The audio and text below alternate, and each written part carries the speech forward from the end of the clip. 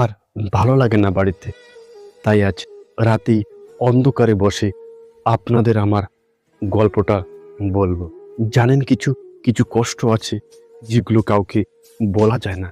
সবাইকে দেখাতে হয় যে আমি ভালো আছি, হাসি খুশি আছি, কিন্তু সত্যিটা হলো আমি ভালো নেই।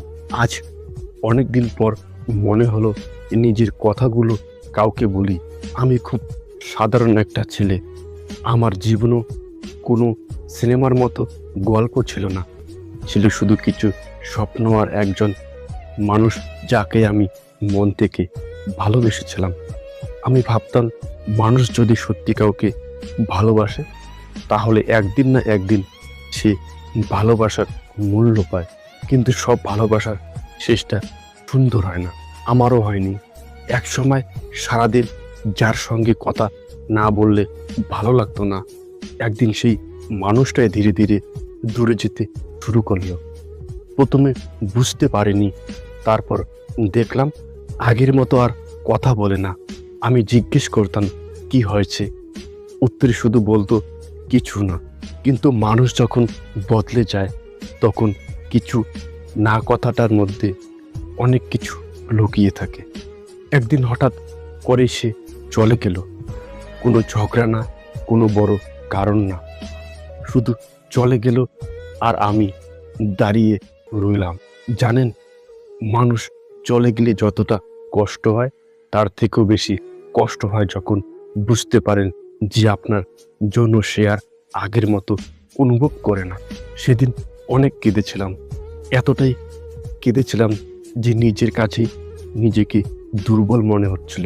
তারপর সময় চলে গেছে, সবাই বলে সময় নাকি সব ঠিক করে দেয়, কিন্তু আমি বলি সময় কিছুই ঠিক করে না।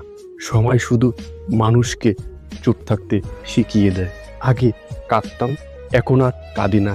আগে অপেক্ষা করতাম, এখন আর করি না।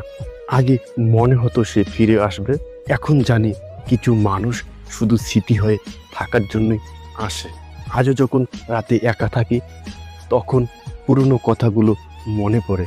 মনে পড়ে কত স্বপ্ন দেখেছিলাম, কত পরিকল্পনা করেছিলাম, আর তারপর নিজের অজান্তেই একটা দীর্ঘশ্বাস বের হয়ে আসে। হয়তো এটাই জীবন। সবাইকে সব কিছু দেওয়া হয় না। কেউ ভালোবাসা পায়, কেউ শুধু ভালোবেসে যায়। আর আমি হয়তো সেই মানুষগুলোর একজন যারা শুধু ভালোবেসেই গেছে। তবু একটা কথা বলবো, যদি আপনার জীবনে এমন কেউ থাকে যে আপনাকে সত্যি ভালোবাসে, তাহলে তাকে অবহেলা করবেন না। কারণ মানুষ হারিয়ে গেলে নতুন মানুষ পাওয়া যায়, কিন্তু একটা সত্যিকারের হৃদয় হারিয়ে গেলে সেটা আর কখনো ফিরে পাওয়া যায় না। যাই হোক, রাত অনেক হয়েছে, আমার গল্পটাও এখানেই শেষ। আপনারা ভালো থাকবেন। আর যদি কখনো মনে হয় আপনি একা, তাহলে আকাশের দিকে